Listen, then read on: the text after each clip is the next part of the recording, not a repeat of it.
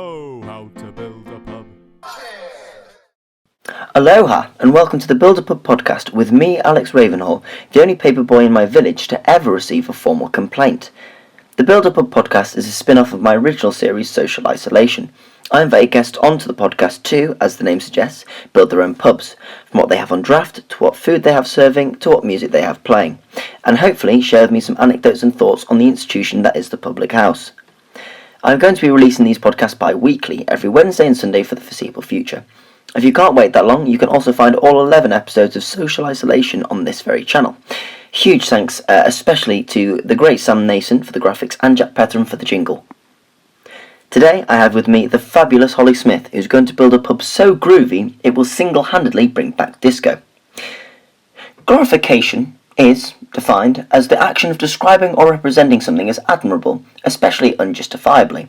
So if I was to use it in a sentence, I would say, I do not like the glorification of alcohol, and neither should you. That's not what we're here to do. We're here to have a good time, talk about a pub, and mention the odd drink, and also remind you to drink responsibly. I can't wait for this one to get started, so I'm going to stop blabbering on. Grab yourselves whatever you'd like, a biscuit, a bourbon, bourbons are pretty good, and relax and enjoy. Thank you. Oh, how to build a pub.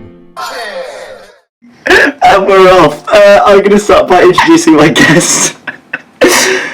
My guest today loves a pub quiz more than anyone I've ever met. I've also worked behind a bar with her, and it's fair to say no one can pull a pint of Asahi better. I butchered that completely. With the first name of a seasonal plant and the last name of an 80s rock band, it's Hollie Smith. Hello, Hollie. How are you? Hello. I'm good. Are you okay? I'm great. It's been a long day, but it's been a fun day. I'm having a great time. Do you know, it's been a day. Yeah, so here we are doing the podcast. Obviously, you know all about it. You're pitching a pub. But to who? Because, I mean, you're pitching it to me, but unfortunately, I had an accident this morning where I fell down the stairs and I've completely forgotten who I am. So, Hollie, who are you pitching to? Peter Kay. Peter, the pride of Bolton. An absolute stellar choice. I bet he knows his pubs. He loves a good drink, does Peter. That's a lovely way to kick things off. Now, we'll get on to the pub, but I just want to know, what is the most expensive drrink you've ever had? Ever? Oh, God. I have two stories for this. Oh, the more the merrier. The first one, there was a bar opening in Yarm, where we live, and it was brand new, called Luna Blue, and we all went, me and my friend Georgie. I came home from uni for the grand opening of it, because I knew some people who worked there, and it was all over Facebook and stuff.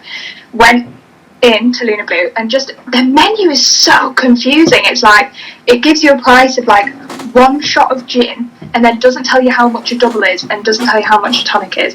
So me and Georgie were just like, oh, okay, like, first drink of the night, we'll just go, like, so we went to the bar, we ordered 2 Bombay Sapphires and tonic. Didn't think they were going to give us a double, because I wouldn't usually order a double for my first one. No. Poured the drinks, and Georgie paid for the taxi, so I was like, oh, I'll get this one, and then you get, like, entry to the club we were going to after, or something like that, because I was like, it's not going to be much, is it? 2 gin and tonics, and it came £25, and I'm not even joking. I went into cardiac arrest. I literally was like, I nearly had a heart attack. £12.50 a drink? £25. I was beside myself. I was just like handing over my debit card, like, oh my God, that's half of tonight's budget gone on one drink each. Like, it was horrendous. Was it a double? You what? Was it a double? Did they give you that, or was it genuinely for a single? I think so. I've got no idea. I have absolutely no idea. They poured it and like just brought it to the bar. So it was so busy, so I wouldn't have. And and it's too busy. You've got 2 into it already, and you're just like, I couldn't say no. I was just like, yeah, okay, £25. That is that's like 50p a sip. I know. It was like just a bog standard gin. It had nothing special about it. I think there was a lime in it.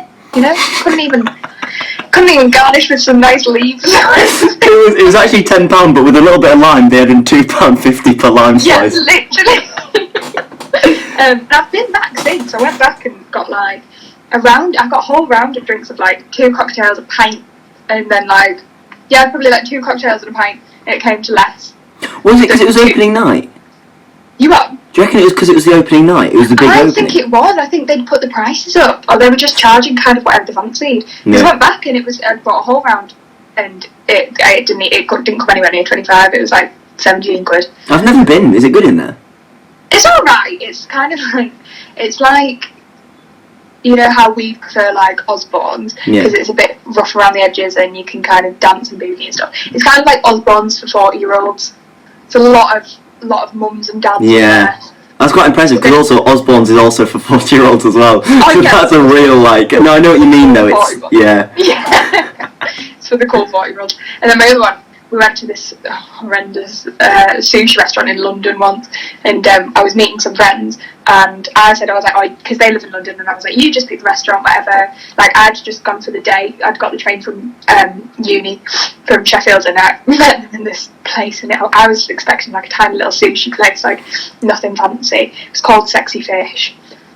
The cheapest cocktail on the menu, and I was thinking, I won't do wine, I won't do anything, I'll just have one cocktail and like make it, because everyone was having cocktails, you know, you're meeting your friends, it's really nice.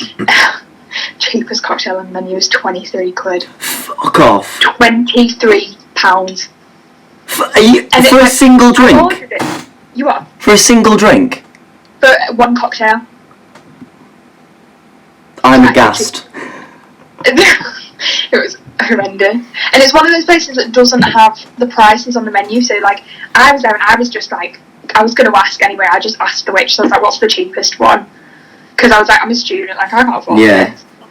It's always a red flag when they don't have the prices. I know. You're in for a worry there.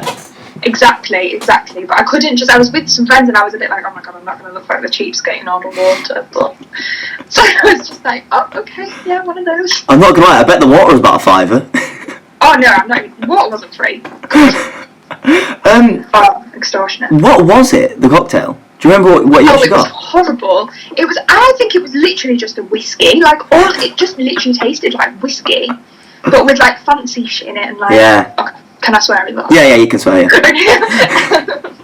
It was like fancy shit in it. I think they like set the orange peel on fire. Oh. It's just a whiskey though. It was literally like a whiskey. It was horrible. Was it in one of them fancy? Was it like given to you in a coconut or something? Yeah, like a crystal, like is it sugar or salt? Crystal goblet. Oh, horrendous. That is good. Okay, I wasn't expecting that. The highest we've had so far, I think, was about 12 quid. So you've got the highest now. That's one to beat. I really like that answer. Thank you. Let's actually get on with the actual podcast. So here I am. I'm Peter Kay. I've always wanted to be Peter Kay, so thank you for that one. That's alright, Trevor. And the most important question I'm going to hit you with first. This is a real biggie. What is the name of the pub? Because that is the whole brand. It needs to be a good name. See, I think it is a good name. It's going to sound a bit basic, but it's called the Smiths because I'm a Smith, and also I love the Smiths. Yeah. So it works on two levels. It works on two levels. I like that. I like because also it's like smithy. It's kind of like a you know, a smithy. Like, is that what it's called when they hit hammers? Blacksmith. Like. That's what I was going for. So, because I like pubs with like kind of like an old-timey feel, and I think the Smiths is a good one. And also, I think as well, like, you can shorten it, can't you? Like, you know how we'd never say the Black Bull, we'd always say, we're going to the Bull. Yeah. And you can say, like, you're going to Smiths, so you go to Smithies. Oh, see, that was my next question, because there is two different things, because it doesn't matter how good the name is. So my pub, personally, is the Ravens Gamble. That's what I would call mine. Lovely. It's nice, isn't it? But if people went round, let's go to the Gammy, I would rather die. So it's got to be, let's go to the Raven. Yeah. Do you know what I mean? So that is actually a really important point, how you shorthand it, because, you know, your locals are going to decide that for the rest of the thing. And to be fair, with Smiths, you can't really go wrong. Whereas you could go Gammy with mine, but you know, Smith, it's simple, but it's lovely. I really like it. What type of vibe would you go for in there? Are we talking like salt of the earth, or is it quite like a bougie place? What are we saying? No, I'm thinking salt of the earth. You know, like just like someone's front room. That's my favourite type of pub. Do you know what I mean? Like, you just feel like you're at some. Because I love where we have the quiz, which we'll get onto because I'm not. got stories about that. But because I love where we do the quiz, it feels like somebody's dining room, and it's just like it's small and it's nothing big and nothing special of that. Also, just a quick shout out to that place. They give you free food. I mean, They do give you free food, sesame potatoes every week. Do you remember when we went once and they gave us carrot and coriander soup and cheese on toast soldiers, and it was like probably the best day of my life. It was amazing. It was literally so much food. It was brilliant. And you get it for simply being there, and I appreciate that. So Peter, he's made his way into your pub. He's just finished a big set, standing ovation and all that, and he's like, oh God, I need a pint. And he walks up to the bar, in the Smiths, and in front of him are 4 drinks on draft. There are 2 beers and 2 ciders. What have you got to offer? Okay, we have a lovely Asahi on draft, mainly because I love pouring them so much. Always a fun one. And then we've got a Moretti as well, because it's my favourite. And I love a good Moretti. Ciders, we're going to have the Strongbow, but the Strongbow Cloudy. And they've only got it in one... The Cloudy Apple? Yeah. They've only got it in one pub in Yarmouth, and I think it's the only cider I'll drink. I'll tell you this for nothing. I've also done this podcast myself, kind of, and that's what I picked. And no one else has. So your buddy smashed it with that. That's a good choice. What was your other cider? The Recorded Strawberry and Lime, because on draft is amazing. I've never had it on draft.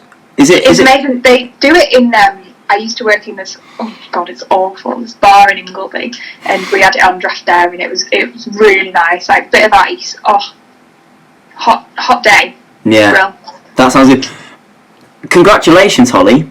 I think you were the first person not to have a Strongbow Dark Fruits on draft. I hate the Strongbow Dark Fruits with such a passion. And not even just that I don't like drinking it. It's not even that bad of a cider. I just hate the concept of it. Yeah. Everything about it. I hate it. But the thing is, quite a lot of people we've had don't drink cider, so they pick it because for that exact reason. Because they'll get people in.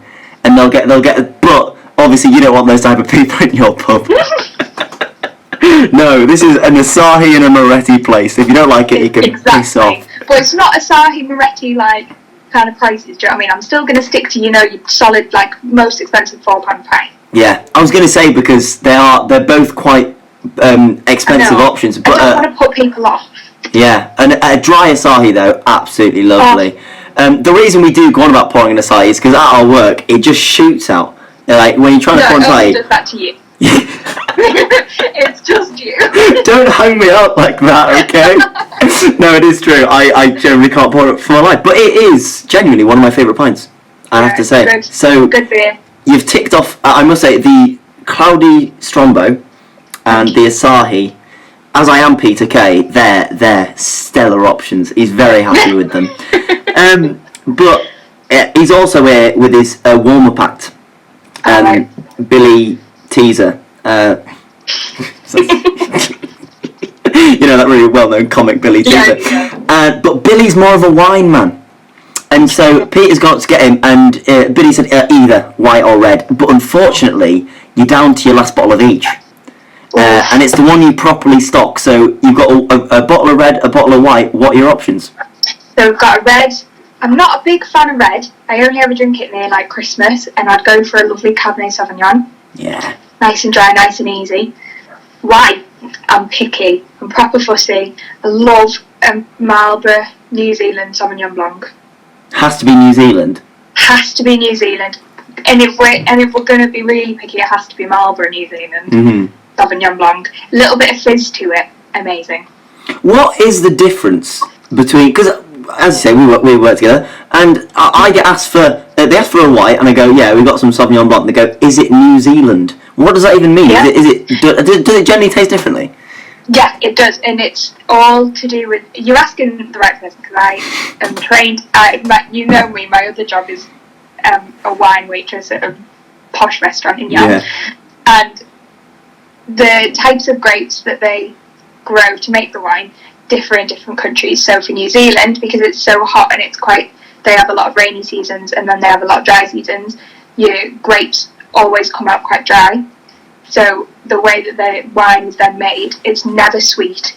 It's never full-bodied or anything like that. You'd never find anything sweet or salty about New Zealand Marlborough. It's always very dry and very like fresh and citrus. Whereas like the one that we sell at work, we have a Italian Pinot Grigio and a Chile Sauvignon Blanc from Chile, which is a little bit more full-bodied because Chile's hotter and more humid and less rain.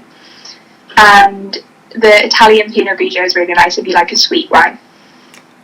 It's all about the different grapes, though. Wow. I mean, just for this in context, the only white wine I'd had before was a £1 bottle I'd won in a raffle. So this is really good that we've got some actual expertise. That was really sick, and it makes a lot of sense actually when you're saying about the seasons and things. It does. So it's how the grape. How the grape grows. Yeah. And like say like Pinot Grigio, that's a different type of grape to a Sauvignon Blanc. Mm-hmm.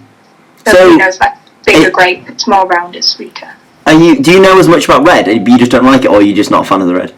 I don't know as much about red because I did a training course thing when we were in the south of France, and that was all to do with whites and rosés. Mm-hmm. But I do know a little bit about red, like that they're usually grown around different types of things. So like a Malbec, for example, will be grown near cherries and near fruit, and it's got a more fruity taste. Whereas like a Montepulciano or a Tempranillo, or a Tempolino, something like that, is grown near in climates where they grow nuts, so it'll have more of a nutty, oaky taste. That's all I know really about red, though. That's all you know. That's already too much. That's what. I had no idea that you knew so much. That is so genuinely interesting. Yeah. I might even give wine. No, I won't give wine a go. But you've got me. Come to Muse when I'm not at work with you, and I'll pour you wine for you properly. And sample some decent wine. Dishes. That's so sick. Oh, I was not expecting like Peter Kay. He's clapping. He's literally clapping you. He bloody loved it. I think after your explanation, we're gonna go for the white. We're gonna get the white because that was the New Zealand white. So they go away. They have a couple of drinks, and then Paddy McGuinness walks in as well, and they're just all the lads just having a good time really. And then Peter once again he goes, "Here, I'll get you a drink." But Paddy is a spirit man, and once again, for reasons out of your control, just to make the podcast more interesting, you only have 3 options. So you can either go for like a type, so you go for like gin, vodka, rum, or you go for like specifics for each, or just like 3 specific types of gin. So it's completely up to you.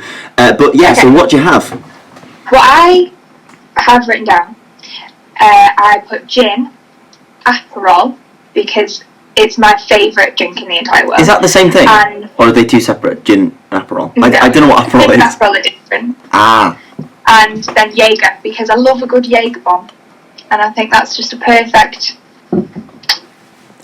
takes your night out to a night out. I'll tell you what, you have been the closest to my answer so far. I went for Jaeger as well, but only because it reminds me of kind of the peak of my pub experiences.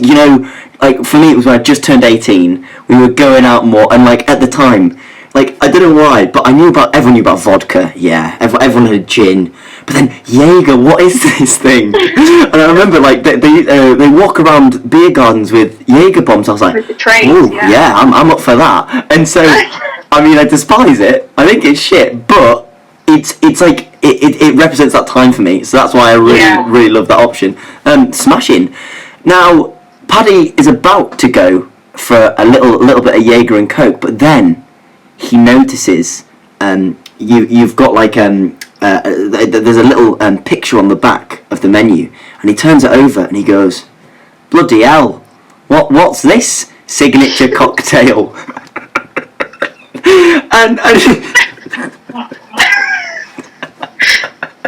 and he goes, "What's this signature cocktail? Hollie, what is this? And it looks fantastic. So please tell me its name." I'm going to start with the accent.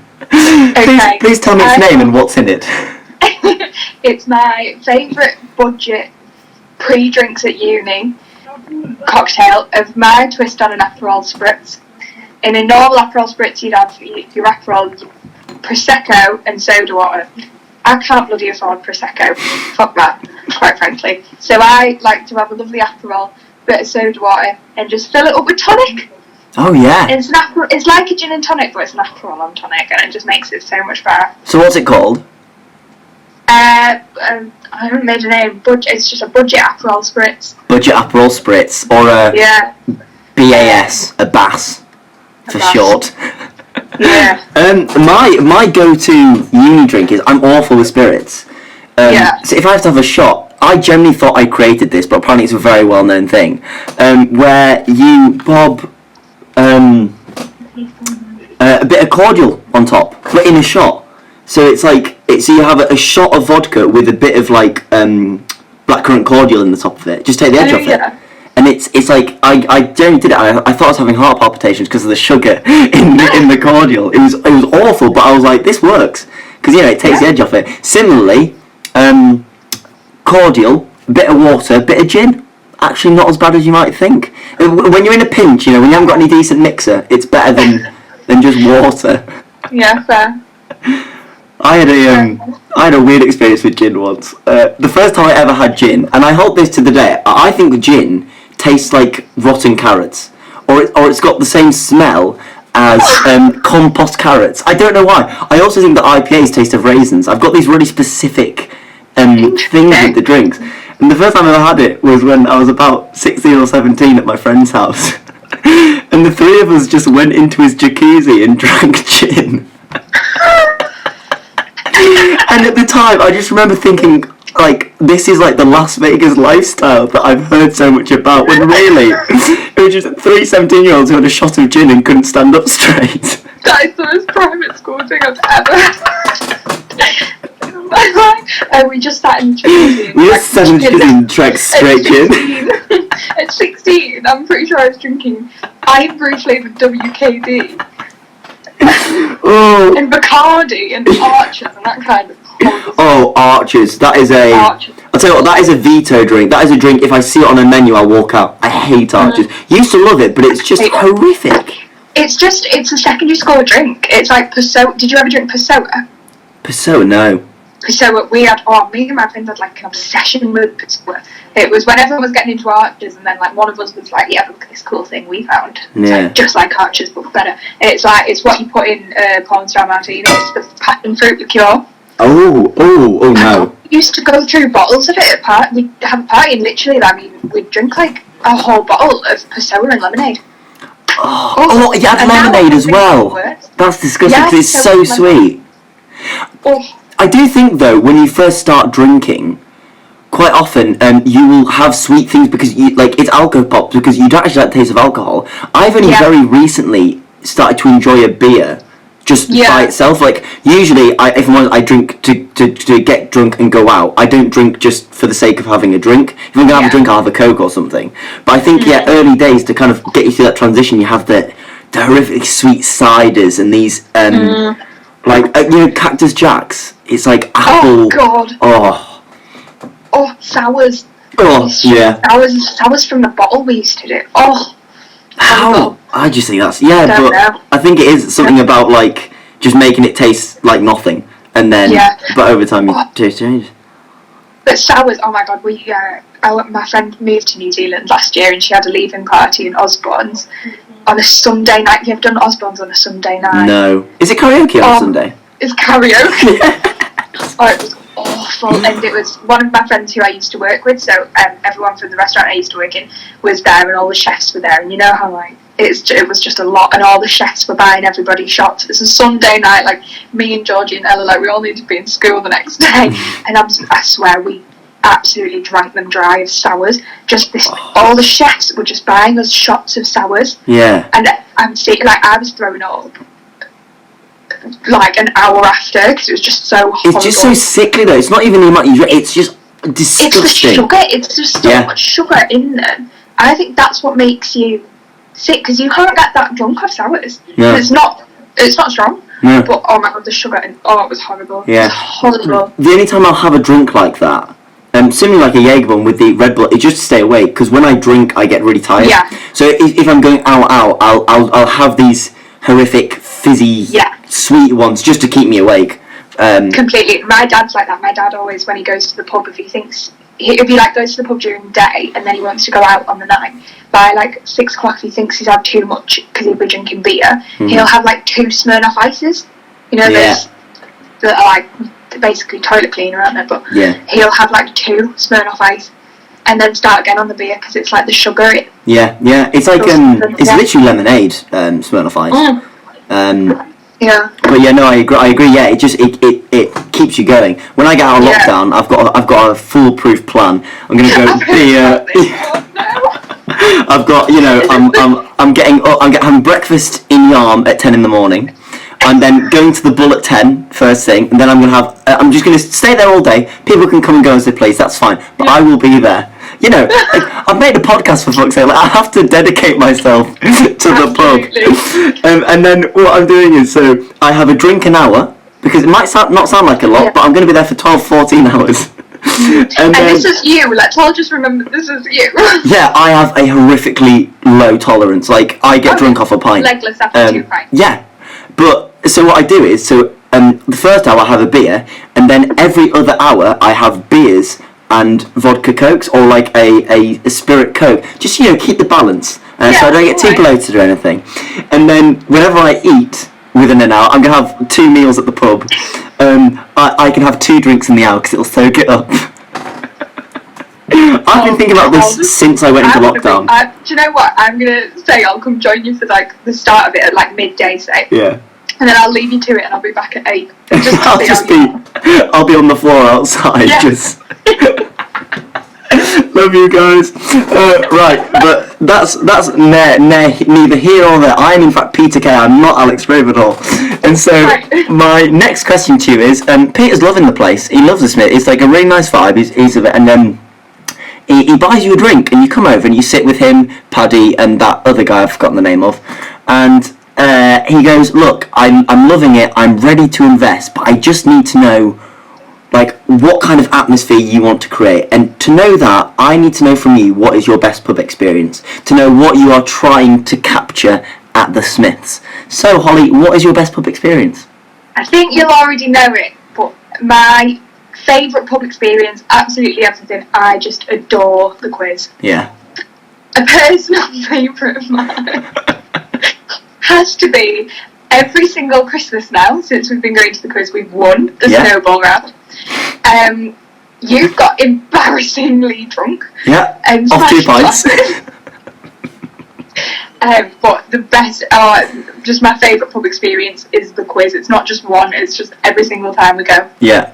Every time you get something else out of as well. And like we have a big group, but then different people can come every week, and it's just different formations and stuff. It's absolutely lovely. It's such a good quiz as well. You are? It's such a good quiz, and it's like a good little group. Actual questions and stuff is really good. And it's the place called the Other Room. So there's the waiting room, which is a vegetarian restaurant, a vegan vegetarian, one of the two. Vegetarian. And then is it like, what is it? Is it technically a pub, or is it? It's technically a pub, yeah. Yeah, and that's what he calls it. He's licensed it as a pub, but it's the same guys. Yeah. It's like a front room, isn't it, in your house? It's like your lounge. It's just that big, and it's great because literally every time you've got to be cramped up into little groups, and it is a real good experience. And they do a sublime organic lager. And it's organic as well. It's just beautiful. Do you know what it's called? No, I don't. It's is it John Smith? Samuel Smith. Samuel Smith, yes, yeah. Samuel Smith. Absolute. To be fair, they're doing it while we're in lockdown now. They're doing it in bottles, and you can go and buy the organic lager from them. I really don't think that's good for me. No, it'd be a terrible idea. No, that's such a good answer. I love the quiz. One of my highlights of my whole life is when I was horrifically drunk at one of these situations, and the snowball is like, you all put money in, whoever gets close answer wins. And I had my not Dead Poets Society. What's the film with Matt Damon in? The one that kind of made his career when he's at Harvard. Oh, this is gonna kill me. With Robin Williams. Yes, with Robin Williams. Not Dead Poets, the other one. It's the other one that isn't Dead Poets Society. Oh my god, I'm googling it. Do it. Hunting. Good Will Hunting. Goodwill hunting. Yeah, I had my Goodwill Hunting moment where I'd been atrocious throughout the quiz, and then it came to the snowball, and they asked the question, how many gifts are in the 12 days of Christmas? And I just went into my zone, and I came up with the correct answer, and it was just incredible to watch. It was an absolute moment. I just had this little red napkin, and I was jotting down. I was literally, I just felt like this is what I was meant to do: get really drunk at quizzes, and then come out of nowhere with some maths puzzle. It was brilliant. It was so good. And you got it bang on as well. Yeah, I did. No calculator out. I was absolutely chuffed to bits. Well done, Hollie. They're very happy. Like a good pub quiz vibe is exactly what you want. Now, you go back and you start working back at the bar, and the three of them get a bit more drunk, and Paddy has a couple too many gins, and he's like, oh, you know what, I'm feeling not very good, I need to sober up. So what he does is, he gets out the food menu, and on that menu is 3 set meals. Now, I would just like to preface at this point, Peter Kay, instead of taking money for one of his gigs, actually invested in this really small company that actually ended up creating time travel. So you are capable of getting any dish from any time. So it could be even specific as like you were like 6 years old, you went to a pub and you had a fish and chips. It can be those fish and chips. So you can go into like a nice bit of depth if you'd like. If not, you can just have three meals that are good for your pub. It's completely up to you, but no limitations is what I'm saying. Okay, got it. Right, so on my 3 set meals, I would definitely have a roast. Yeah. First of all, am I allowed to say a roast and they can pick what meat they want? Yes, yeah, I'll give you that. Very varied in my roasts. Like I wouldn't want a roast beef, but some people would want a roast beef. You know. So I'd have a roast. I'd have a parma, obviously. Yes. Obviously, have a parma. Yeah. And then my third one, since there's no limitations, I had put scampi and chips, but I'm gonna make it very specific. I want the scampi and chips that you get from Saltburn. You know, that fish and chip shop that's now turned into a really lovely restaurant. Is it the one like at the bottom of the big hill? Yeah, where the queue is always massive. Yeah. Like, the queue's like around the car park, yeah. They're scampi and chips. That exact scampi and chips. That sounds sick. I think Paddy's going to go for the scampi and chips, and he's absolutely loving them. And he's just munching down on them. And then suddenly, he has this moment, he stands up and he goes, I tell you what, I bloody love this song. And he turns to you and he goes, what is this music playing? And actually, low-key, he doesn't realise this, but your jukebox is actually broken and it's only playing one album over and over again. And because of this, you're quite lucky that the album that went in is actually the only album you would want to be playing. And what is the album? It is Arctic Monkeys' favourite worst nightmare, because it's got all the bangers on it. Every single banger is on that album. Yeah, I mean, there is nothing more to be said. Absolutely stellar choice. Peter Kay absolutely loves the Arctic Monkeys. He's a big fan, so once again, you're kind of smashing this. He's loving it. Thank you so much. So my inner Sheffield coming out, got to have at least one Arctic Monkeys. Yeah, they've got to be mentioned in anything that you do. Yeah. Although, I love the confusion of people go to the Smiths pub and they play the Arctic Monkeys. And then all you hear is the Arctic Monkeys. They're having a great night, but then they're all sat at the table and go, you know what, let's do something wild. Let's play a game or let's do an activity. But you only have one game / or activity in your pub. What is it? Pool table. Pool table. Absolutely. What would it be? Yeah. It's just the only thing, and that someone else mentioned, is that they did Jenga because you can have more than 2 players. Now I think pool is the perfect pub thing in the world. I would go to a pub to play pool. Yeah. But I agree on the 2-player thing. That's the only thing. But no, quite a few have said pool tables, and I can't fault it. It's just a classic, absolute classic. Where I can fault dark fruits, I can't fault a pool table. Lovely stuff. So there is having a good game. Now, Rob Beckett was actually supposed to come out as well, but he was a bit delayed, and he's only just arrived. And he gets out of his taxi. He looks up. There's the Smiths. And as he's walking in, just to his left, there is a blackboard. And on that blackboard is a message, and this message is going to decide whether he comes in or out of the pub. So, Hollie, what is your blackboard message? So, for example, I can give you one that I saw, and I always use this example because I think it's absolutely great. So in Afterlife, they go to a pub, and on their blackboard is Gin and Bear It, which I also changed slightly to Gin and Beer It, because I think if you can have double the puns, have double the puns. So yeah, think classic gin moms Instagram posts. They're a good call as well. A classic live, laugh, love. Yeah. This house is filled with love, laughter, and prosecco. That kind of hate it. That's my house. I've no idea. Go everywhere in my house is just live, laugh, love. You were on the quiz the other week, and you genuinely had live, laugh, love behind your head. Yeah, probably. Yeah, it was absolutely everywhere. So, what would you go for if you had to? Soup of the day, gin. Yeah, Thank you. Yeah, thank you, and good night. Rob Beckett literally got out his little joke pad and wrote it down, and he's stolen that now. But he has come in for a drink at least, so at least you get that. Amazing. Sick. Once again, Peter calls you over to the table, and he goes, look, I'm ready to invest in this place. This place is superb. I love everything about it. Arctic Monkeys, absolutely banging. Pint of Asahi, can't go wrong. No dark fruits, fuck yes. But there's one last thing I need to know. I'm sorry, Hollie, you seem too good to be true, and I need to tarnish you as a person. I need to see the bad side of you. So I'm going to put it simply. What is your most embarrassing pub story that you're comfortable going online? Right.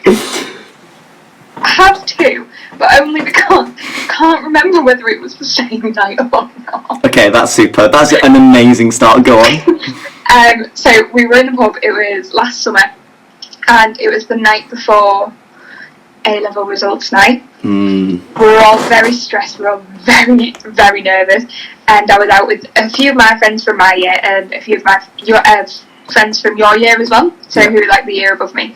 And one of them, I won't name because it was horrendous, and I felt so bad afterwards. I was literally, I've never let her forget it, what I did, just because I was so embarrassed. But I accidentally poured an entire pint all over, let's say, a really famous footballer's daughter. No. And she was wearing really, really expensive light blue, like, pretty sure they were like Armani jeans. She was absolutely soaked. Did she take it well, or was she absolutely fuming at you? No, she didn't. We laugh about it now, and we are like still really good friends. Like, we still laugh about it to this day. But on that night, oh my god. Yeah, that's pretty embarrassing. Yeah, it was horrible.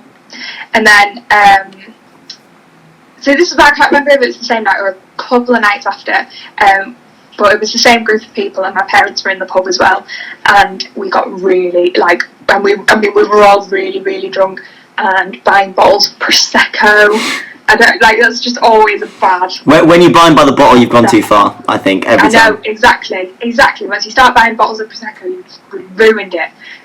Jaeger bombs, the lot, it was horrendous, and I don't remember leaving the pub. Apparently I was crying about something, got no idea. My parents had to, like, put me in a taxi, and then the whole way home I was just throwing up in the taxi with my parents, who had been in the pub at the exact same time as us, so I'd watched this whole thing unravel, and me pouring pints on people and then getting horrendously drunk. And then they had my own parents had to take me home from the pub. In the taxi. Oh no! That's the headline. My own parents had to take me home from the pub. Then, like, I mean, I woke up the next morning, everything was gone. Couldn't find my purse. Couldn't find my car keys. Car keys was a big one. Lost the car keys. Lost everything that night. That is that's bad. And I feel so bad that I'm going to have to give you a story as well, which you were very much involved with, I may say. Oh, no. I went to the pub, and everyone has their party tricks, you know. Everyone wants to be popular, and I used to have one where I used to vacuum pints to my face. I have so many pictures of this. And I never knew there were any side effects to this. But what happens when you vacuum a pint glass really close to your face is, I think it kills the blood vessels. I think it starves them with oxygen, and it causes your face to go a little bit red, but then by the morning to turn a beautiful purple. And I don't mean like a slight bruised tinge of purple. I mean a solid, a Thanos chin of purple. And I was on a night out, and I was doing my very, very funny trick. And there is a picture of me and Hollie on a side of a road, and I've just got a massive purple spot on my face. And I remember waking up in the morning and thinking there was just like a shadow or something on my face. I was like, maybe I haven't shaved or something. And then I had work the next night, and I work behind a bar. And what's funny about bars is they tend to illuminate the drinks behind it by having lights across the front of the bar. And so whilst walking around, it was fine, it just looked a bit dark. But behind the bar, it was full-on violet. It was just completely... I had just this round marker on my face of purple, and I had to serve people drinks all night. That was pretty embarrassing. I'm not going to lie to you. That was a bad one. That wasn't a good time. And I think you deserve that story because you gave me some absolute classics of your own. Thank you so much. Peter Kay, the person I am, is delighted to announce that you have got your pub. Whee! And as a cheeky signing bonus, as I do have access to time travel, I've decided, and I have ridiculous connections, I can get anyone from anywhere and from any time. So I decided, as a little bonus for you, I'm going to let you have a pint in your own pub with 5 people. Anyone you want, literally anyone in the world. Who's it going to be? Your 5 people. Choose them wisely. Right. I have to invite my first one, an absolute favourite, my probably favourite human on this earth, Gemma Collins. Yeah. I just love Gemma Collins. Yeah. She's my favourite off-towie ever. Yeah. She's just the best. She's the best. She's the GC. She's the best. No one's gone for Gemma Collins. That caught me off guard. I liked it though. I like it. It's original, much. And she would be good on a night out. She'd be very good on a night out. She'd be fab, I think, definitely. My second one is Joe Lycett, otherwise known as Hugo Boss. I'm not sure if he's changed it back yet. He has, unfortunately. He's now back to Joe Lycett. Okay, Joe Lycett. Just because I absolutely adore him, and I think everyone needs a bit of a gay best friend like Joe Lycett. Yeah, they really do. He's also a brummie, which is always a positive. Oh, he is, isn't he? Yeah. Love them. Third, I'd have Victoria Beckham. She is my queen, my president, and I just love her. Yeah. Also my favourite Spice Girl. Yeah. If I could have all the Spice Girls, I would, but I don't like Mel B, so... I mean, I couldn't name any of the Spice Girls apart from Victoria Beckham, so... Incredible. It's a fair shout. And then my final 2... they're quite out there. Georgie, 4, because I just go every time I go to the pub, it's with Georgie, and I feel like no pub experience is the same. Is good without Georgie. Yeah, it's that person. She's just the best. Because that's a really good point. Like, although I would love to meet lots of people, and I have loads of people I'd love to have in my 5. Your best pub times when you're with the people you like. Exactly, and I wouldn't want to just sit with the 5 strangers. Yeah, so at least with Georgie, you can meet these amazing people, but then also you and Georgie can go away and have a natter about it. Exactly. Stellar choice. And then 5th and finally, I'd like Keir Starmer. Because I just think he's one of the lads. He's just, it's nothing necessarily to do with politics, I just think he's properly one of the lads. Yeah. Good old Keir. Guy. Yeah. But yeah, I just think if you were on a night out, that's all that matters. Yeah. It gets to 11 o'clock at night, and you're 6 of you are having an amazing time. So much so that you get a bit ahead of yourself, and like at the opening of Macy Brown's, you go, I'm going to get everyone a drink. But you stupidly get to the bar, and you forget to ask them. So, now going through your 5, what would they drink? What drinks would they all have? For all 5 of them? Yeah. Okay, Gemma Collins, first of all. She'd definitely have a gin and lemonade, I think. She's fully a gin and lemonade kind of gal. Who else? Victoria Beckham. Something quite like subtle and small, I feel. Yeah, red wine. I think a small red wine. She's very classy. She doesn't smile, so I feel like red wine works. because it stains your teeth, so Yes. you're going to smile when you're not drinking my wine. Mm-hmm. Georgie. Oh, Georgie. She doesn't like Aperol. She doesn't. No. So she'd probably have a gin. She likes a gin and tonic, though, not a gin and lemonade. My kind of gal. So I think she'd either have, she'd probably have a gin and tonic. Any gin in particular? Any tonic in particular? She loves a gin ting. Have you ever had gin ting? Gin ting? Like gin ting. No. It's the strongest gin you can get in spoons. It's awesome, and it's kind of like, it's like a pink gin, but it's not as sweet and horrible. Yeah. Oh, and it's not good. nice. It's amazing. Should probably have a gin ting and tonic. Lovely. Who else? Kia and Joe Lycett. So Kia and Joe Lycett. Joe Lycett. I don't know whether we'd have a budget Aperol spritz. Yeah, I bet he would. To go back to his uni days, I think he would. I think he'd go for the cocktail. Budget Aperol spritz, and then Kia. Bog standard good old Asahi. Yeah, he loves it, doesn't he? Yeah. He's loving Asahi, wouldn't he? Bless him. He just loves to be involved. Yeah, he just wants to be with the lads. Yeah. Hi, gang. Hollie Smith, congratulations, you've got a pub. I mean, you better start planning, getting in touch with people. I don't know how it works really. I'll leave it to you. I'll give you the money and then you can just do what you like. It's been lovely to have you. Thank you for coming on. I hope you've had a good time. Thank you so much for having me. It's been really fun, and it's just a nice way to pass the time really and catch up with some friends. It's lovely. I'll do 4 thank yous. Thank you number 1 to Sam Mason for the graphics. Thank you number 2 to Jack Pethram for the brilliant jingle.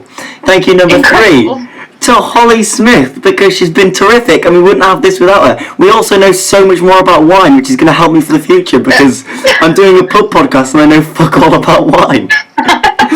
And the final thank you goes out to everyone listening to me and Hollie natter away. All 12 of you, thank you so much. And this has been the Build Up Podcast. Listen out for more episodes, and I hope you enjoyed it. Oh, how to build a pub.